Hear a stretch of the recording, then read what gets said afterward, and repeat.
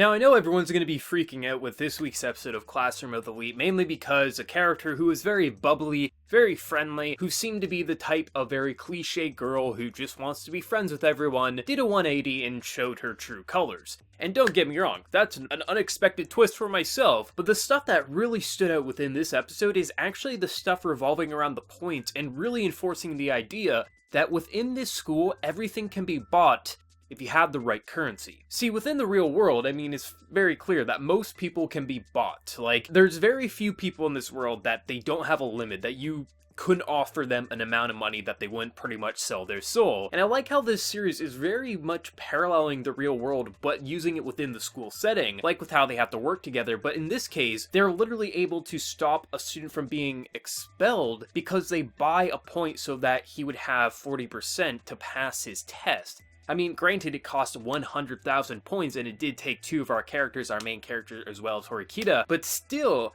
it's pretty insane that there is a school, that this school is going to shape them into being the best people of all time. They're guaranteed to get the best jobs. That was stated within episode 1, but it's really interesting how they play this out, because not only does it start out with literally them buying the tests from a previous year, because for whatever reason, I would assume it's intentional just based on the structure of the school. If students would go this route, maybe they're just laying it out like that for people to do if they want to, use their points in this way. But for whatever reason, the questions and answers for year's tests are pretty much identical, so they buy for 15,000 points to test, but they don't give it to everyone until basically the day before. Like, it still forces people to study and whatnot, but then they have the answers so they can get amazing scores. But they give it to the guy who is pretty much just like, I'm gonna go play sports, I'm gonna go do this and this, I don't care about studying. And of course, he fails by 1%. But it's so interesting how the bargain works and how the banter is going on between them, and how ultimately she's like, I'm kind of impressed with you. I mean, alright, if you want to buy the point, 100,000, and of course our main character is probably just in his head being like, God damn it, I had this awesome plan and everything's just gonna get screwed over. But then Horikita comes in to save the day. I think she's actually a really awesome character. I mean, of course we know that she wants friends, she doesn't want to stay alone forever. I mean, it's very clear. The fact that she threw one of her grades so that she only got like 51% or something on one of her tests, so the averaging, the way they determine who's going to pass is they take all the students' tests and they make an average saying, okay, everyone got 39, on average everyone needs about 39.8%, we're gonna round that up to 40%. So it's interesting how she's not only helping these people, even though she's trying to put on this face like, I'm just doing this for myself, I want to get to class A. It's very clear that she probably does want friends, but then again, with how the episode ends, maybe she is just literally doing this for herself. She has no motives behind that. But I do like her character. I think she definitely is one of the stars of the show. Of course, our main character being the driving force, because he is so interesting. He is that person who's obviously hiding his true abilities. He got 50% on every single thing entering this school. He's trying to just stay low, no one really notice him. He even passes the praise to Horikita and not himself for buying that point. He literally was like, yeah, Horikita was doing this and this, she's just an awesome person, because for whatever reason he wants to stay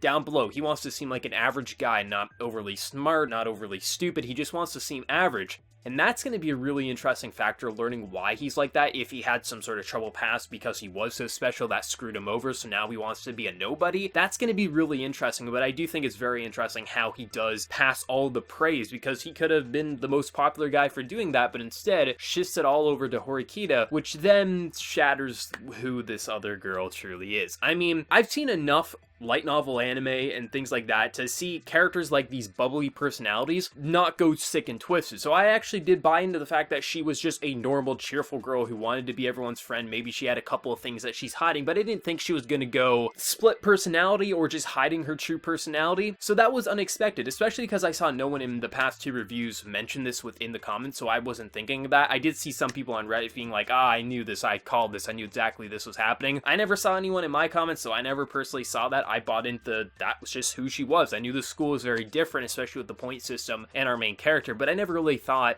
they were going to do anything that they did here, because it seems like she's just trying to be that girl everyone loves, and now that Horikita is getting some praise and the males are looking at her that way, that's what seems to make her snap and go insane and just show her true colors. And I really like the main character's final line being like, which one is the real you, pretty much. It's insane to see it. I mean, it's not that it's like this so unexpected, no anime's ever done this before, but I will say they made me buy into her personality, so seeing that shift, it wasn't like my jaw was on the floor or like anything like that, but it was still very interesting and unexpected, at least for myself, because this episode was so just structured in a very well manner. Like, I mean, they literally did the whole buying of the point system, how everyone's kind of like shaping up to forming like a decent group of friends here. So to see that shift, I mean, as soon as you saw her eyes go a little dark after Horikita is starting to get praise, you knew something was up. But I thought for the majority of the episode, even these past couple of episodes, I looked at her as a very cheerful and just bubbly girl who just wanted to be everyone's friend. Of course, we knew something was going to happen, but I didn't think they were going to take it in a 180 direction and say she just had a fake persona. So I thought that was actually pretty interesting. I think that's going to be everyone's like, oh my god moment, which, I mean, it's an amazing moment, don't get me wrong, but I do think them buying the point to help a student pass for both their own benefit, because if someone gets expelled from their class, that could have more damage than keeping them around and having to basically train him to be a good student. But still, I liked how they're handling the whole concept of friendship within this group. Also, the manipulation and just structure of this school is literally amazing. The fact that you could literally buy anything with points, how our main character has already kind of sparked the interest of the teacher, that's going to be amazing to see where that ultimately goes. But I'm just really interested, why is our main character hiding himself? Because literally, it's like, he's hiding his true abilities for some reason, and that's going to be the most interesting thing for me going forward within this series, is focusing on him and seeing what he's up to and what he's ultimately going to do. But I thought Classroom of the Elite, easily my favorite episode of the past 3 by far. Very unexpected. Ending was like, wow, didn't see that coming. But the entire structure and flow of this episode was brilliant, with the presentation still being on point. Seriously, I just think the way they're using just